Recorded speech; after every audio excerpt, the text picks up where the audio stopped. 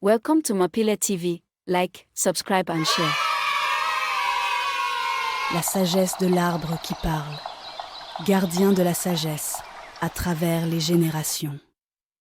Au fil des saisons et des années qui passaient, Tindi, désormais un jeune homme, continuait de rendre visite à l'arbre qui parle au cœur du royaume du Congo. Le lien entre eux s'était approfondi, et Tindi était devenu non seulement le gardien des histoires, mais aussi le confident de l'arbre sage. La nouvelle des rencontres de Tindi avec l'arbre qui parle se répandit dans tout le royaume, et bientôt, les villageois des contrées lointaines vinrent chercher la sagesse qui émanait de la forêt enchantée.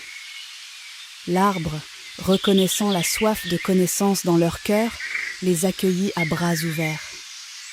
Tindi, maintenant considéré comme un pont entre les villageois et l'arbre qui parle, organisait des rassemblements où la communauté s'installait sous les branches ancestrales et écoutait les récits.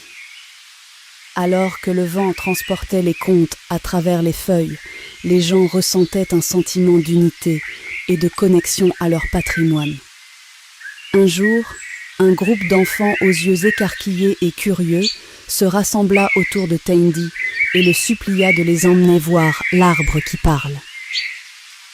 Touché par leur enthousiasme, Tindi accepta et ensemble, ils se lancèrent dans un voyage au cœur de la forêt. Arrivé à la clairière, l'arbre qui parle salua les enfants d'un doux bruissement de feuilles. Il commença à tisser des histoires de courage, de résilience et de l'importance d'apprendre de la terre. Les enfants, enchantés par la magie des mots de l'arbre, absorbèrent la sagesse comme des éponges. Au fil des années, Tindi continua de guider de nouvelles générations vers l'arbre qui parle. Les histoires de l'arbre devinrent un héritage vivant, favorisant un sentiment d'identité et de fierté parmi le peuple Congo. Tindi, désormais un aîné, transmit la responsabilité de la protection à une jeune apprentie nommée Nia.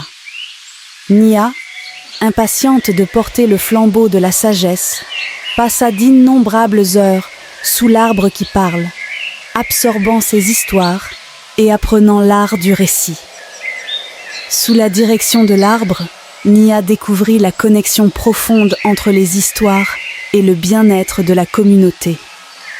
À chaque jour qui passait, la réputation de Nia en tant que conteuse se répandait, attirant des gens de royaumes voisins et même de contrées lointaines.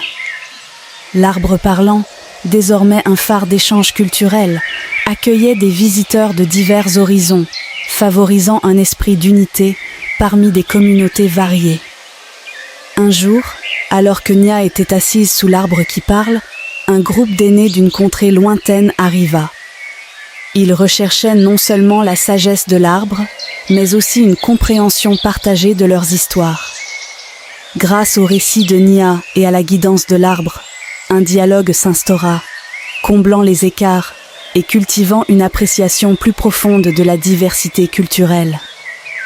L'arbre qui parle, se tenant haut et résilient, devint un symbole d'interconnexion, transcendant les frontières et favorisant une communauté mondiale liée par les fils de la sagesse partagée.